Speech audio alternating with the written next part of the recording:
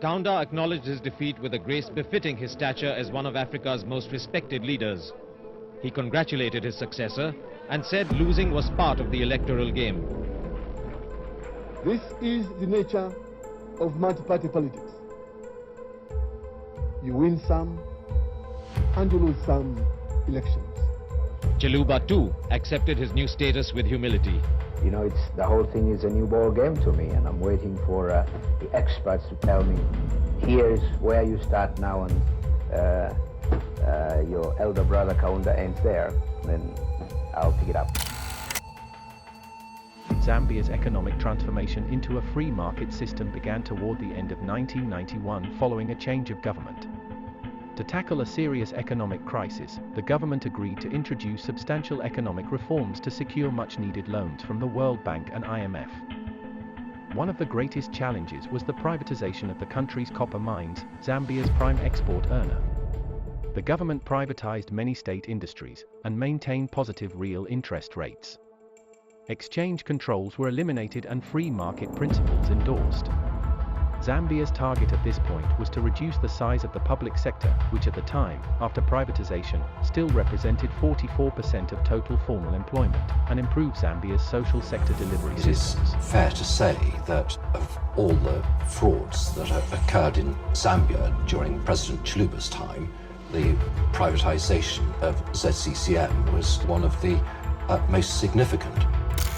President Chiluba in May 1996 pushed through constitutional amendments that effectively eliminated former President Kaunda and other prominent opposition leaders from the 1996 general elections. As a result, UNIP boycotted the elections, allowing Chiluba to be easily re-elected with 73% of the vote, whilst the MND won 131 of the 150 seats in the National Assembly. Afterward, however, several opposition parties and non-governmental organizations declared the elections neither free nor fair. At this point it was easy to tell that a lot of people were against Chiluba. In 1997 his government survived the coup attempt. Tuesday, when the rebel officers had attempted to announce that they had overthrown the government because it was corrupt. The coup followed an iron investigation that unveiled high-level corruption in Zambia's democratically elected government. The man believed to be the leader of the failed coup attempt, Captain Stephen Lungu, or Solo, was found and interrogated. Government troops soon rounded up around 16 others, who were also arrested and questioned. Following a special cabinet meeting on Wednesday, Zambian President Fredrick Chiluba called for a state of emergency. After the government privatized the giant parastatal mining company Zambian Consolidated Copper Mines, ZCCM, donors resumed balance of payment support. The final transfer of ZCCM's assets occurred on March 31, 2000. Although balance of payment payments were not the answer to Zambia's long-term debt problems, it was in the short term provided that the government was given some breathing room to implement further economic reforms. The government was, however, spending too much of its foreign exchange reserves to intervene in the exchange rate mechanism. The privatization process has never been officially investigated for corruption, but the president at the time, Fredrick Chiluba, was sued by the Zambian state for misappropriation of funds in the London High Court in 2007. Michael Sullivan represented Zambia in the case against Chiluba. President Chiluba was found liable in damages to the Republic of Zambia in the sum of $46 million for conspiracy to defraud the Republic and for breach of fiduciary duty. A very living example concerns the purchase of extravagant shoes and suits from, in particular, one named Boutique Basile in Geneva. There was spent over $1.1 million, and the clothes which were purchased were found during the investigation into state corruption. Chiluba can be said to have left both an economic and a political legacy. Economically, he started the process of ending Zambia's socialist command economy. He presided over various economic reforms.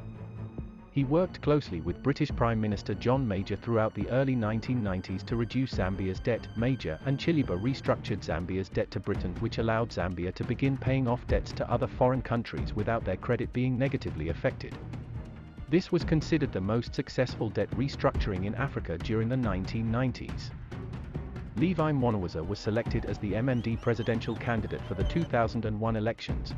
On the 2nd of January 2002, MMD's Levi Mwanawasa won the presidential election, which many observers claimed had actually been won by the opposition.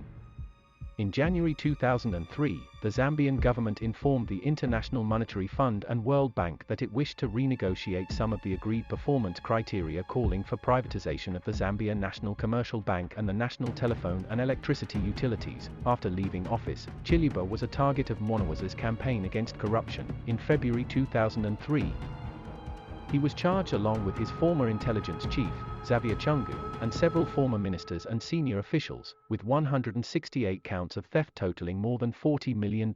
It was alleged that money was diverted from the Ministry of Finance into an account held at the London branch of the Zambia National Commercial Bank, Zanaco. Chiluba said the account was used by the country's intelligence services to fund operations abroad. Investigators said it was a slush fund, used to meet Chiluba and Chungu's private and personal expenses. Most of the charges that were made against him were later dropped, but others remained.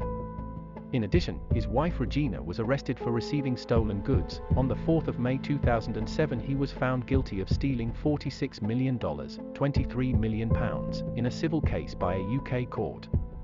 London High Court Judge Peter Smith accused Chiluba of shamelessly defrauding his people and flaunting his wealth with an expensive wardrobe of stupendous proportions. Former Zambian President Fredrick Chiluba has appeared in court facing charges of corruption and embezzlement. In May, Chiluba was found guilty of stealing over $40 million of Zambian funds by court in London. 206 designer suits, 185 shirts, 36 jackets, 157 trousers, and 64 pairs of shoes, and 74 ties.